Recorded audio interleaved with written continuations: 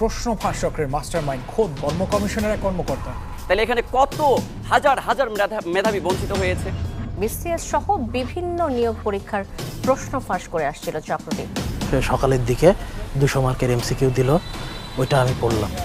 এমন একজন দুজন নয়, কয়েকজনকে আমরা খুঁজে বের করেছি যারা টাকার বিনিময়ে প্রশ্ন কিনে পরীক্ষায় পাশ করেছেন। আমার মনে হয় এই নিরাপত্তা পদ্ধতি আপনি এর চাইতে আর কি করবেন। দীর্ঘ 6 বছর অনুসন্ধান করে টিম সার্চলাইট নেপথ্যের কারিগরদের খুঁজে বের করেছে, ক্যামেরার সামনেও নিয়ে এসেছে। 33 আছে 3টা আর 27 ছিল 2টা। 46তম বিসিএসের 17 জন লোকের মধ্যে 13 জন লোক পাশ করছে। চরম নিরাপত্তা ব্যবস্থার নাজুক দশা দেখে বিস্মিত খোদ পিএসসি চেয়ারম্যানও। এইটা একমাত্র আল্লাহ ছাড়া লটারির আগে এর যে 3 নাম্বার উঠবে কারো পক্ষে সম্ভব না।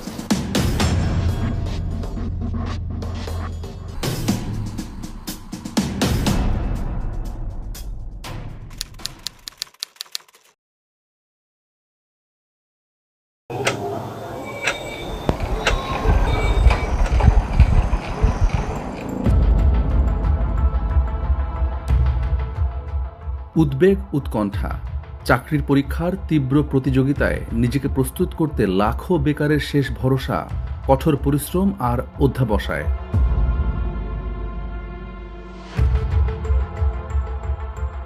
সবারই লক্ষ্য একটি সরকারি চাকরি। চাহিদার শীর্ষে আছে বাংলাদেশ সিভিল সার্ভিস, যা বিসিএস ক্যাডার নামে পরিচিত।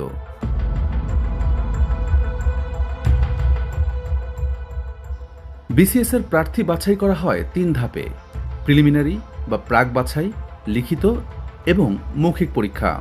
প্রথম ধাপে 200 নম্বরের প্রিলিতে উত্তীর্ণরা মোট 1100 নম্বরের লিখিত পরীক্ষায় অংশ নেন। তৃতীয় ধাপে 200 নম্বরের মৌখিক পরীক্ষা অনুষ্ঠিত হয়। এরপর আসে চূড়ান্ত ফল। আমি বিসিএস ক্যাডার অবশ্যই হব, এই জন্য আমি সেই ফার্স্ট ইয়ার থেকে কিন্তু পড়াশোনা শুরু করলাম। মাশাআল্লাহ, আমি 33তম বিসিএসে ভাইবাও দিলাম। সব মিলিয়ে আমি শতাধিক কিন্তু চাকরি পরীক্ষায় অ্যাপ্লাই করেছি, পরীক্ষা দিয়েছি। এর ভিতরে আমি কিন্তু 19টার মতো ভাইবাই দিয়েছি বিভিন্ন সরকারি মন্ত্রণালয় অধিদপ্তরে। এই নাসির উদ্দিনকে দেখুন, বিসিএস ক্যাডার হবার স্বপ্ন পূরণে কিনা করেছেন। রাতের পর রাত জেগে পড়েছেন, কোচিং সেন্টারে দৌড়েছেন, এমনকি বিশ্ববিদ্যালয়ের পড়াও ঠিকমতো করেননি। একবার দুবার নয়, এভাবে 5 বারের চেষ্টায়ও নাসির বিসিএস পাশ করতে পারেননি। হয়তো আমার ভাগ্যে নেই, যে আমার মনে হয় মেধাটা কম ছিল, আমার মনে হয় আরও একটু পড়াশোনা করা উচিত ছিল, নতুবা আমার কেন চাকরিটা হলো না। তাদের মনে অনেক আশা, আমার ফ্যামিলির আশা, আমার পাড়া প্রতিবেশী মানুষের আশা যে আমি একটা বড় একটা চাকরি পাবো, কিন্তু আমি সেই চাকরিটা যখন পেলাম না, আমার পরিবার পুরো একদম ধস নেমে গেল। এই ছবি দেখুন, এটি ঢাকা বিশ্ববিদ্যালয়ের সেন্ট্রাল লাইব্রেরির। মনে হবে সামনে বিশ্ববিদ্যালয়ের ফাইনাল পরীক্ষা। না, এই শিক্ষার্থীরা বিসিএস ক্যাডার হতে নিজেকে প্রস্তুত করছেন, এবং সেটা একদিন দুদিনের নয়, প্রয়োজন বছর জুড়ে প্রস্তুতির। এবার একটি হিসাব দিলে প্রতিযোগিতার বিষয়টি পরিষ্কার হবে। সর্বশেষ 46তম বিসিএসে মোট 26টি ক্যাডারে নেওয়া হবে 3140 জনকে। আবেদন কত করেছিল জানেন? 3.25 লাখ। অর্থাৎ একটি পদের জন্য লড়ছেন শতাধিক প্রার্থী। এই তীব্র প্রতিযোগিতা হয় দেশের মেধাবীদের মধ্যে। অনেকেই এই কঠিন পথ পাড়ি দিতে চান না, খোঁজেন শর্টকাট। টাকার বিনিময়ে বিসিএস ক্যাডার হতে চান। একটা সময় পর্যন্ত এটা অবাস্তব মনে হলেও সেটি এখন বাস্তবতা। আজকের এই রিপোর্টে আমরা সেটি দেখাবো, কিভাবে টাকা দিয়ে বিসিএস এর প্রশ্ন কেনা যায় এবং কারা সেটি করে।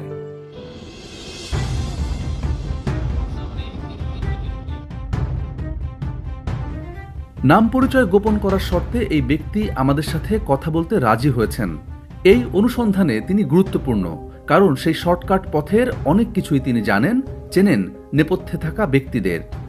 উনি বলেন আমি 33তম বিসিএস 34তম বিসিএস এর কাজ করছি, ক্যাডার বানাইছি 4-5টা, 35তম প্রিলিতে আমি পড়াইছি। তো প্রিলির জন্য উনি 1 লক্ষ টাকা করে নিত ক্যান্ডিডেট প্রতি। দেশের বিভিন্ন পরীক্ষার প্রশ্ন ফাঁসের অনেক ঘটনাই আমরা উদ্ঘাটন করেছি, কিন্তু বিসিএস পরীক্ষায়ও সেটি ঘটে তা জেনে আমাদেরও বিস্ময় কাটে না। আগে বলতো আগে 4-5টা বিসিএস ক্যাডার বানাইছি, তারপর থেকে নন ক্যাডারের দিকে ঝুঁকে পড়ে, রাজস্ব, এটিও এসব। তারপরে পিএসসির একটা কাজ করে সিনিয়র স্টাফ নার্স এটার অনেকগুলো প্রায় 20-25টা চাকরি হয় ওনার মাধ্যমে। অর্থাৎ ক্যাডার নন ক্যাডার সব পরীক্ষায় চক্রটি কাজ করে এবং তারা তা করছে গত 1 যুগেরও বেশি সময় ধরে। আমাদের প্রশ্নফাঁস চক্রের অনুসন্ধান চলছে গত কয়েক বছর ধরে। বিশ্ববিদ্যালয়ের ভর্তি পরীক্ষা, মেডিকেল ভর্তি পরীক্ষা থেকে শুরু করে সরকারি ব্যাংকের নিয়োগ পরীক্ষার প্রশ্নফাঁসের ঘটনা উদ্ঘাটন করেছি। কয়টা সেট হয়? আচ্ছা, 1,14,000 পিস। এবার সামনে এনেছি সরকারি কর্ম কমিশনের নিয়োগ পরীক্ষায় প্রশ্নফাঁস চক্রকে। কোশ্চেনটা আমি পাইছি আবু জাফর স্যার সাথে আমার কথা হয়েছিল, বিভিন্নবার 1-1.5 মাস বা 2 মাসের ভিতরে আগে কথা হয়েছে। সপ্তাহখানিক আগে কোশ্চেন দিয়েছে অফিস ডেতে। এক সময় স্যার হঠাৎ করে রুমের সামনে এসা, এটা তো কথা যেহেতু আছে, আস্তে করে খামটা দিয়ে দিছে। 5 জুলাই শুক্রবার রেলওয়ের উপসহকারী প্রকৌশলী পদে নিয়োগ পরীক্ষাটি হয়। 7 জুলাই রোববার প্রশ্নফাঁসের খবরটি তথ্য প্রমাণ সহ তুলে ধরে চ্যানেল 24। এ যেন সর্ষের ভেতরে ভূত। এবার ফাঁস হলো সরকারি কর্ম কমিশন পিএসসির নিয়োগ পরীক্ষার প্রশ্ন, আর প্রশ্ন ফাঁস চক্রের মাস্টার মাইন্ড খোদ কর্ম কমিশনের এক কর্মকর্তা। সেই রিপোর্টের সূত্র ধরে অভিযান শুরু করে অপরাধ তদন্ত বিভাগ সিআইডি। টানা অভিযানে ঘটনার সত্যতা খুঁজে পায় সংস্থাটি। গ্রেপ্তার হয় চক্রের 17 জন। তাদেরই একজন পিএসসির সাবেক ড্রাইভার সৈয়দ আবেদ আলী। বিভিন্ন সময় বিভিন্ন বিসিএসের ভাইভাতে তদবির করতাম সার্ভে দিয়ে। 2টা 33 আছে 3টা, আর 27 ছিল 2টা। মেম্বার 50,000 টাকা দিয়ে তদবির করতাম, 1 লাখ টাকা 1.5 লাখ টাকা করে নিতাম। একজন দুজন নয়, এই চক্রে কত নাম জড়িয়ে আছে তা এখনো বলা মুশকিল। কর্মকর্তা কর্মচারী থেকে শুরু করে অফিস সহকারী এমন প্রায় 50 জনের নাম উঠে এসেছে তদন্তে। স্বীকারোক্তিমূলক জবানবন্দিও দিচ্ছেন চক্রের সদস্যরা। বিজেপির সবচেয়ে অসাধু প্রশ্ন ফাঁসকারী আছে, সবসময় প্রশ্ন ফাঁসকারী আসছে। অর্থাৎ আমাদের কাছে দেয়া গোপন সূত্রের তথ্য এবং রেলওয়ের পরীক্ষার প্রশ্ন ফাঁস করা চক্রের স্বীকারোক্তিতে অনেকটা মিল খুঁজে পাওয়া যায়। এবার এই বক্তব্যের সত্যতা খোঁজার পালা। মেলাবো সেটিও, ফিরছি বিরতির পর।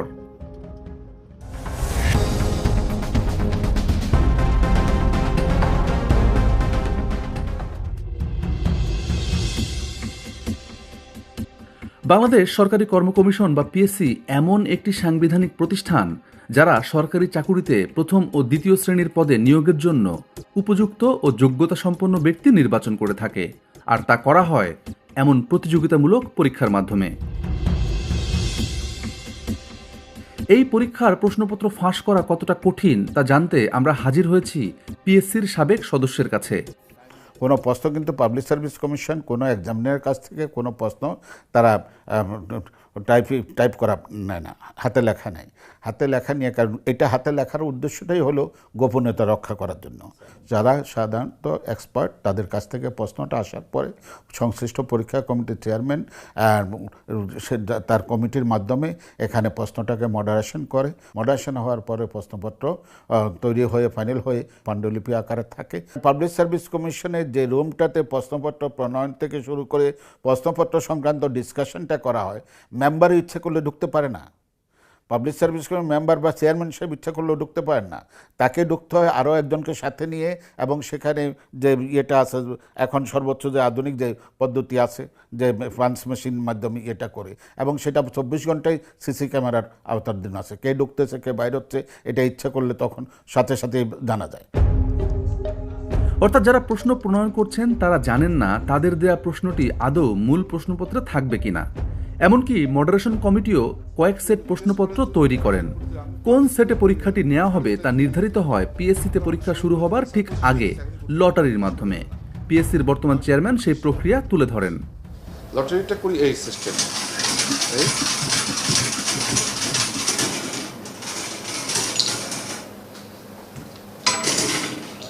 এইটা একমাত্র আল্লাহ ছাড়া লটারির আগে এর যে 3 নাম্বার উঠবে কারো পক্ষে সম্ভব না।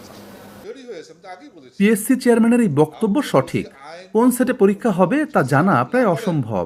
কিন্তু কোনো পরীক্ষার্থী যদি সবগুলো সেটের প্রশ্নই পরীক্ষার আগে হাতে পায়, তাহলে এই প্রশ্নের উত্তর খোঁজার আগে প্রশ্নপত্র কোথায় কিভাবে ছাপানো হয় তা জানা জরুরি। যখন পরীক্ষার ডেট নির্ধারিত হয় তার কিছুদিন আগে প্রশ্নপত্র জন্য পাবলিক সার্ভিস কমিশনের মাধ্যমে বিজি প্রেসে পাঠানো হয়। এটি Bangladesh government press, busy press নামে পরিচিত। শুধু সরকারি নিয়োগ পরীক্ষা নয়, সব পাবলিক পরীক্ষার প্রশ্ন ছাপানো হয় এখানে। কঠিন নিরাপত্তা ব্যবস্থা কাগজে কলমে থাকলেও সেটি কতটা ঝুঁকিপূর্ণ তা অতীতে বিভিন্ন গণমাধ্যমের অনুসন্ধানে দেখানো হয়েছে। প্রশ্ন ফাঁসে এই প্রেসের কালো অতীত আছে। প্রেসটির কর্মীরা বিভিন্ন সময়ে গণমাধ্যমের শিরোনাম হয়েছেন। 2010 সালের এই খবর দুটি দেখুন। রংপুরে পুলিশের হাতে মাধ্যমিক পরীক্ষার প্রশ্নসহ ধরা পড়েছিলেন বিজি প্রেসের মোস্তফা নামের এক কম্পোজিটর। এরপর স্বীকার করেছিলেন আরেক কম্পোজিটর শহীদুল ইসলামের কাছ থেকে 25 লাখ টাকায় প্রশ্নটি তিনি কিনেছিলেন। অর্থাৎ বিজি প্রেসের নিরাপত্তা বলয় কখনোই প্রশ্নপত্র ফাঁস ঠেকাতে পারেনি। সিআইডির হাতে ধরা পড়া সাজুদুলের কথা শুনুন। বিসিএস এর প্রশ্ন এটা বিজি প্রেসের মাধ্যমে হয়। এরা বিজি প্রেসের একটা যে কাজ করে ওরা করে, যেমন বিজি প্রেসে ওরা ওদের সাথে বাইরের লিঙ্ক আছে, ওই লিঙ্কে ওরা করে আর কি। আমাদের অনুসন্ধানও বলছে বিজি প্রেস কেন্দ্রিক একটি চক্র প্রশ্ন ফাঁসে সক্রিয়। এই চক্রটির খোঁজ পেয়েছে টিম সার্চলাইট। চক্রটিতে বিজি প্রেসের সাবেক কর্মচারী এটিএম মোস্তফা এবং তার আত্মীয় মিজানুর রহমানের যোগসাজশ আছে। বিসিএস সহ সরকারি চাকরির নিয়োগ পরীক্ষায় প্রশ্ন ফাঁসের ঘটনায় ঘুরে ফিরে এই চক্রটির নামই উঠে এসেছে, যাদের মাধ্যমে প্রশ্ন পেত আবেদ আলীরা। প্রশ্ন ফাঁসের ঘটনায় 1 যুগ আগে চাকরিচ্যুত হলেও মোস্তফার গড়ে তোলা চক্রটি যে এখনো সক্রিয়, টিম সার্চলাইট তার আলামত পেয়েছে। আমাদের হাতে থাকা এই আলামতগুলো এবার আমরা মিলিয়ে দেখব এবং প্রমাণ করব বিসিএসে প্রশ্ন ফাঁস হয় আর কারা এই ফাঁস চক্রের সঙ্গে জড়িত।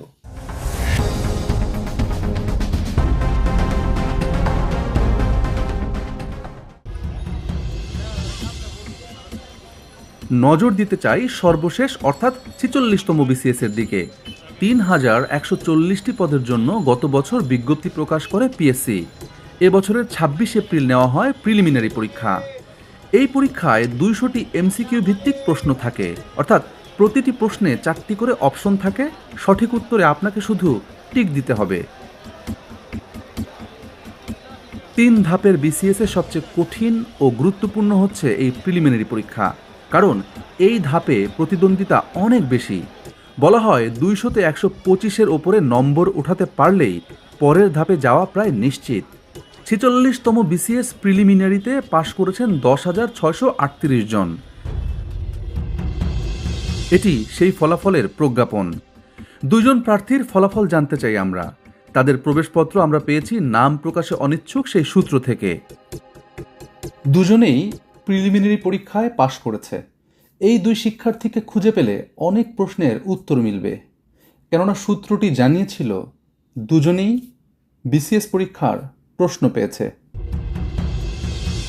মাহমুদুল হাসানের প্রবেশপত্রের উপরে থাকা ফোন নম্বরের সূত্রে জানা গেল ছেলেটি ঢাকা বিশ্ববিদ্যালয়ের প্রাক্তন শিক্ষার্থী। ঠিকানা সহ বিস্তারিত তথ্য পেতে বিশ্ববিদ্যালয়ে টিম সার্চলাইট।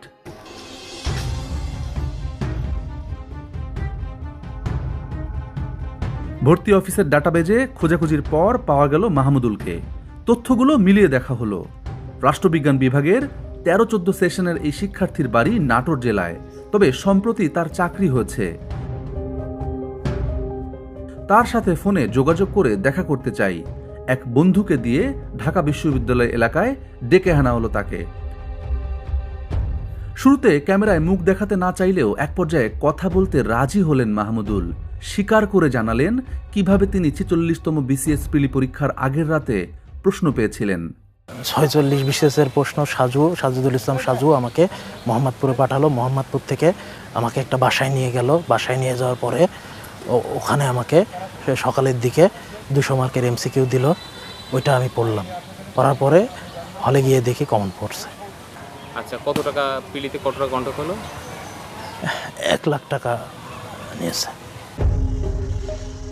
এই সাজুই হলেন পিএসসির কর্মচারী সাজিদুল ইসলাম, যার মাধ্যমে মাহমুদুলের মতো অনেকেই পরীক্ষার আগের রাতে প্রশ্ন পেয়েছেন। তাদের আরেকজন রুবেল, মাহমুদুলের মাধ্যমে ডেকে আনা হয় তাকেও। ঘটনার আকস্মিকতায় হতভম্ব রুবেল কোনোভাবেই মুখ খুলতে চাচ্ছিলেন না। ভবিষ্যতে কি হবে তা নিয়েও শঙ্কিত ছিলেন। কিন্তু আমরা ওই রাতের বিস্তারিত তার মুখেই জানতে চাই।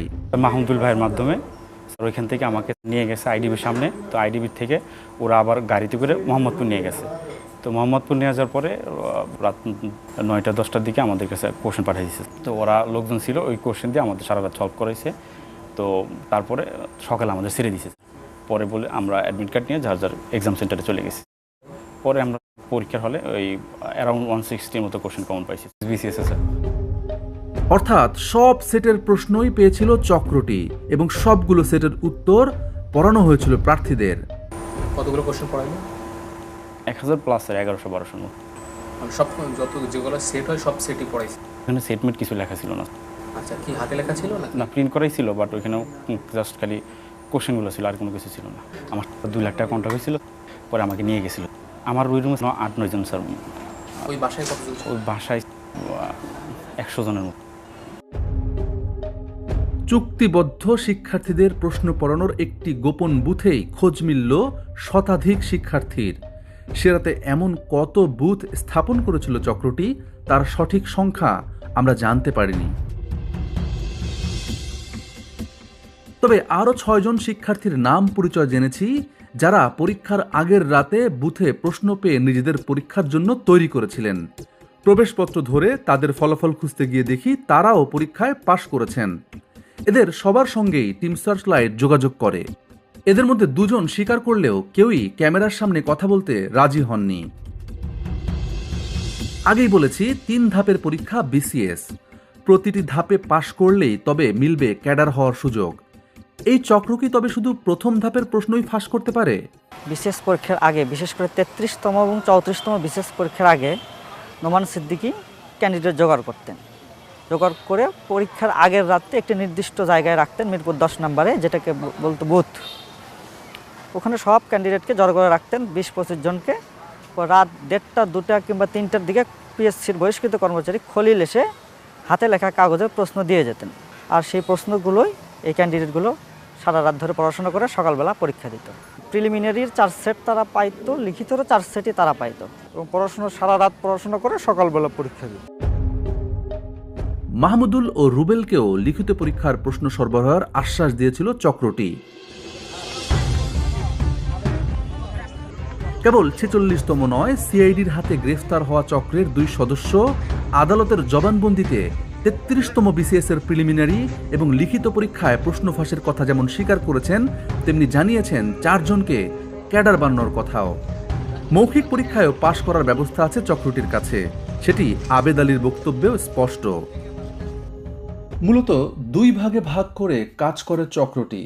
একটি দল প্রিলি এবং রিটেন পাশ করিয়ে শিক্ষার্থীকে ভাইবা পর্যন্ত নিয়ে যায়, আর আরেকটি দল ভাইবা পার করে দেওয়ার ব্যবস্থা করেন। আর সেই দলে মূলত আবু জাফর, জাহাঙ্গীর আলম, আলমগীর কবিররা ছিলেন। এই অনুসন্ধান নিয়ে হাজির হই বর্তমান পিএসসি চেয়ারম্যানের কাছে। প্রথমে সংশয় প্রকাশ করলেও আমাদের হাতে থাকা তথ্য প্রমাণ দেখানোর পর বিস্মিত হন তিনি, বিব্রত বোধ করেন। এবং প্রশ্ন পরীক্ষার পর আমরা মিলিয়ে দেখেছি, এটা হুবহু মিলে যায় আপনার প্রশ্নের সাথে। আমার যদি আগে পেতাম আমরা, তাহলে আমরা পরীক্ষাটা সত্য বা মিথ্যা সেটা পরে আমরা পরীক্ষাটা বন্ধ করতে পারতাম। আমরা পরীক্ষাটা আমরা বন্ধ করতে পারতাম, তাহলে এই বদনামটা আমাদের ঘাড়ে আসতো না। বিজি প্রেস থেকে প্রশ্ন ফাঁস হওয়ার সম্ভাবনাও নাকচ করে দিলেন তিনি। মডারেটররা যখন দিয়ে যান, সিলগালা করে যান, এটাই প্রেসে যায়। পাণ্ডুলিপি প্রেসে ছাপা হয়, প্রেসেই প্যাকেটজাত করা হয় এবং প্রেস থেকেই বিভাগগুলোতে যায় এবং আমাদের এখানে বলটে আসে, সেখানে 24 ঘন্টা পাহারা আছে। রেলওয়ে পরীক্ষার প্রশ্ন ফাঁসের ঘটনা চ্যানেল 24 সবার সামনে নিয়ে আসার পর পিএসসি এই বিজ্ঞপ্তিটি দেয়, আমাদের উদ্দেশ্য নিয়ে প্রশ্ন তোলে। আবার সেই বিজ্ঞপ্তিতেই দায়ী ব্যক্তিদের বিরুদ্ধে ব্যবস্থা নেওয়ার কথা জানায় তারা। অথচ পিএসসির কাছে এই সতর্কবার্তা অনেক আগে থেকেই ছিল। পিএসসির যে 6 জন কর্মকর্তা কর্মচারী সিআইডির হাতে গ্রেপ্তার হয়েছেন, এদের সবার বিরুদ্ধে বিভিন্ন সময় প্রশ্নপত্র ফাঁসের অভিযোগ ছিল। সেই সব অভিযোগের কয়েকটি সত্যতাও খুঁজে পেয়েছিল পিএসসি। হাতে গোনা কয়েকজনের জন্য গোটা পরীক্ষা ব্যবস্থাটি প্রশ্নের মুখে পড়তে পারে না। আমাদের অনুসন্ধানের লক্ষ্য সেটি নয়। আমরা দেখিয়েছি একটি চক্র কিভাবে টাকার লোভে পরীক্ষা পদ্ধতিটিকে কলুষিত করেছে। এদের খুঁজে বের করে থামানো জরুরি। তা না হলে সরকারি কর্ম কমিশনের ওপর মানুষ আস্থা হারাবে।